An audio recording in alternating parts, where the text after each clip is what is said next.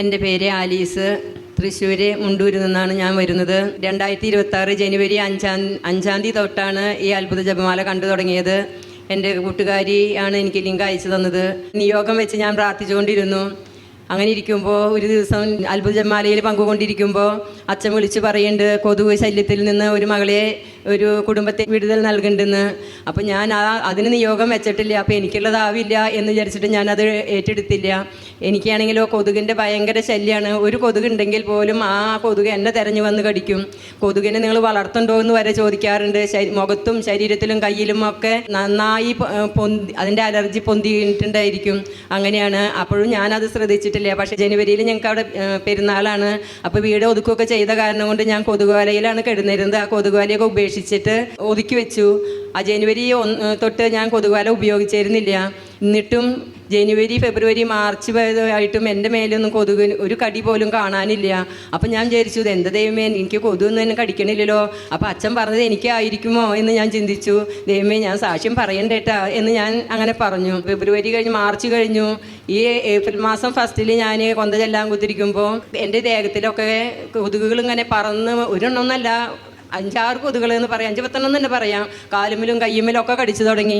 അപ്പം ഞാൻ വിചാരിച്ചു, ദൈവമേ, ഞാൻ സാക്ഷ്യം പറയാത്തത് കൊണ്ടാണോ ഇതിങ്ങനെ വന്നത് എന്ന് മനസ്സിൽ ചിന്തിച്ചു. ഞാൻ സാക്ഷ്യം പറയാട്ടാന്ന് അപ്പം തന്നെ ഞാൻ കൊന്തെത്തിക്കണതിൻ്റെ ഉള്ളിൽ അതിനെ ഞാൻ അങ്ങനെ പറഞ്ഞിട്ട് നോക്കിയപ്പോൾ ആ നിമിഷം തന്നെ ഈ കൊതുകുകൾ ഒരെണ്ണം പോലും എൻ്റെ ശരീരത്തിലൊക്കെ അവിടുന്ന് പറന്നുപോയി. അങ്ങനെ ഒരു അത്ഭുതം ഉണ്ടായി. അത് കഴിഞ്ഞു. പിന്നീട് ഇതുവരെ കൊതുകുകൾ ഓരോന്നൊക്കെ നടന്ന് പറക്കുന്നുണ്ടെങ്കിലും കൂടി ശല്യമില്ല. ഇപ്പോഴും കൊതുക് വലയില്ലാതെ തന്നെയാണ് ഞാൻ കിടക്കുന്നത്. അതുപോലെ ഈ കൊതുകിൻ്റെ ശല്യം ഇന്നും ഇന്നലെയുള്ളതല്ല, 10-45 വർഷത്തിലധികം ഉണ്ട് എന്നെ ശല്യം ചെയ്തുകൊണ്ടിരിക്കുന്നതാണ് ഈ കൊതുകിൻ്റെ ശല്യം. പക്ഷെ ഇപ്പം അത് പൂർണ്ണമായും എന്നെ അതിൽ നിന്ന് രക്ഷപ്പെട്ടു. പിന്നെ രണ്ടാമതായിട്ട് എൻ്റെ മകളുടെ വീട് തടസ്സപ്പെട്ട് കിടക്കുകയായിരുന്നു.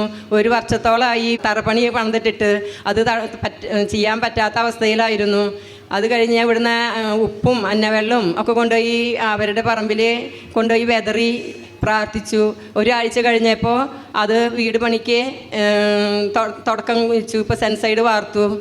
കൈകളടിച്ച് നമുക്ക് കർത്താവിനോട് നന്ദി പറയാം. അത്ഭുതങ്ങളുടെ ജപമാല എന്ന ശുശ്രൂഷയിൽ പങ്കെടുത്ത് പ്രാർത്ഥിക്കുമ്പോൾ അനേക വർഷമായിട്ട് 45-ലധികം വർഷമായിട്ടുണ്ടായിരുന്ന കൊതുക് ശല്യം അത് സന്ദേശമായിട്ട് റാഫേലച്ചൻ വിളിച്ചു പറയുകയും അന്നു മുതൽ പൂർണ്ണമായിട്ട് അതിൽ നിന്ന് സംരക്ഷണം ലഭിക്കുകയും അതുപോലെ തന്നെ വെഞ്ചരിച്ച വസ്തുക്കൾ ഉപയോഗിച്ച് പ്രാർത്ഥിച്ചതിൻ്റെയൊക്കെ ഫലമായി വീടുപണിയുടെ തടസ്സം മാറിപ്പോയതിൻ്റെയൊക്കെ അത്ഭുതകരമായ ദൈവിക ഇടപെടലിൻ്റെ സാക്ഷ്യമാണ് നമ്മൾ കേട്ടത്. ഈശോയ്ക്ക് നമുക്ക് നന്ദി പറയാം.